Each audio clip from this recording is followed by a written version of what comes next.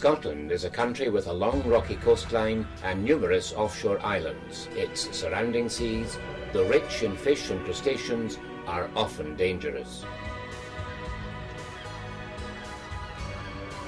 From the earliest times, the skills of catching and preserving fish were vital to the diet and economy of the nation. These skills, together with the implements of the trade, were handed down through the generations. The craft of fishing changed slowly. However, the advent of the steam engine accelerated the rate of change in techniques and extended the area of traditional fishing grounds. Such technological innovation has continued to the present.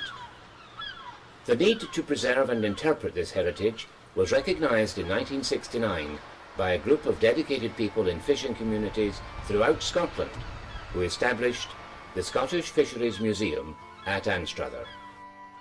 The museum is housed in a complex of buildings which are of both historic interest and architectural merit.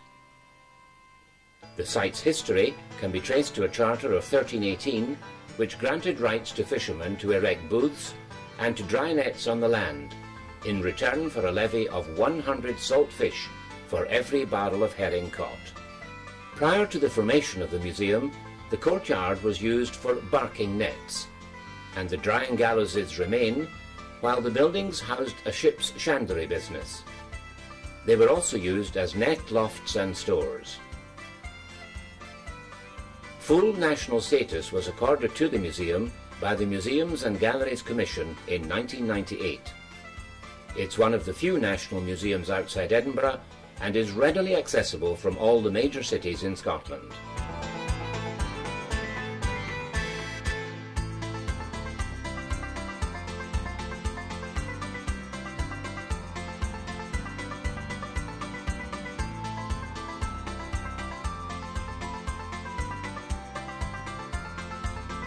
The museum is administered by the Scottish Fisheries Museum Trust, a registered charitable company governed by a board of trustees drawn from all sections of the community.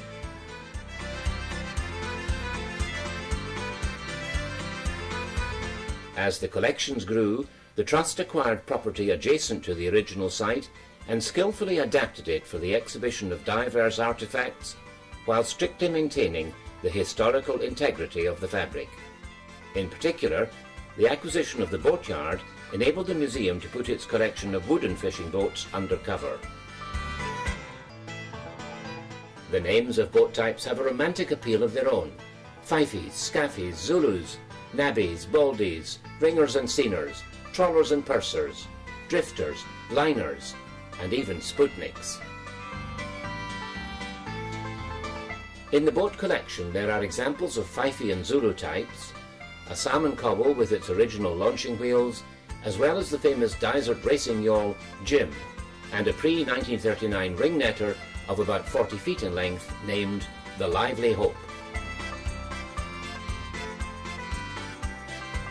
In 1999, the museum was informed that both the Lively Hope and the Reaper, the museum's flagship which is still afloat in Anstruther harbour, had been included in the core collection list published by the National Historic Ships Committee and granted an A listing.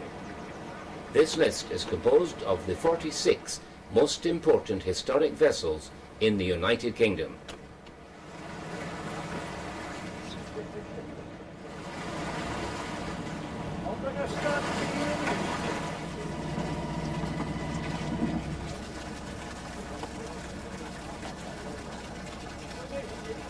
The research, the 78-foot herring drifter, which is housed in its own gallery, was granted a B listing. This means that the Scottish Fisheries Museum is now acknowledged as having almost 5% of the United Kingdom's most important historic vessels, more indeed than the National Maritime Museum at Greenwich. Over the years, the museum has received many other accolades: the Civic Trust Award, the Architectural Heritage Year Award, and the Museum of the Year Award for Scotland.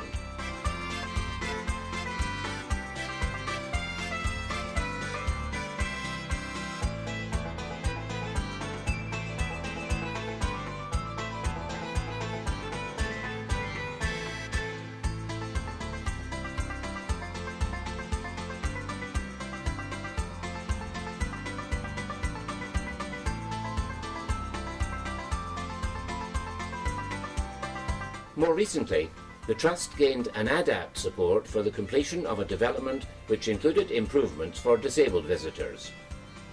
This award was given for the unobtrusive way in which the required gradients were incorporated into a series of connected, multi-level buildings.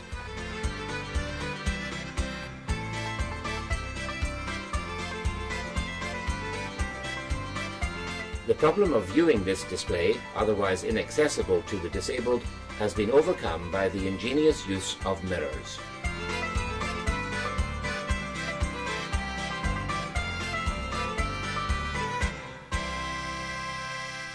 Unfortunately, over the years, many fishermen have given their lives in pursuit of their calling. The museum is all too aware of the cost of fish, and the memorial room to Scottish fishermen lost at sea bears witness to this. The Scottish Fisheries Museum is a national museum, fulfilling its role by collecting, preserving, displaying, and interpreting this important aspect of Scottish heritage. Its objectives have been endorsed by the Museums and Galleries Commission, the Scottish Museums Council, and the National Museums of Scotland. The museum provides an educational resource for schools throughout the United Kingdom. It is a worldwide research centre for maritime studies and continues to grow in stature year by year. To put it up in the museum, but it's too warm and it's too far gone.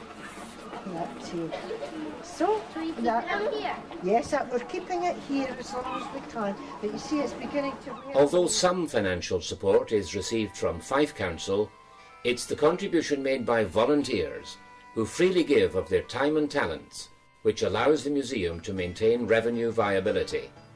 However, there is a continual need for funding to meet the cost of improvements and the day-to-day expenses of keeping the museum in trim, both ashore and afloat. May we ask you to consider supporting us financially in the work of preserving Scotland's fishing heritage? Thank you.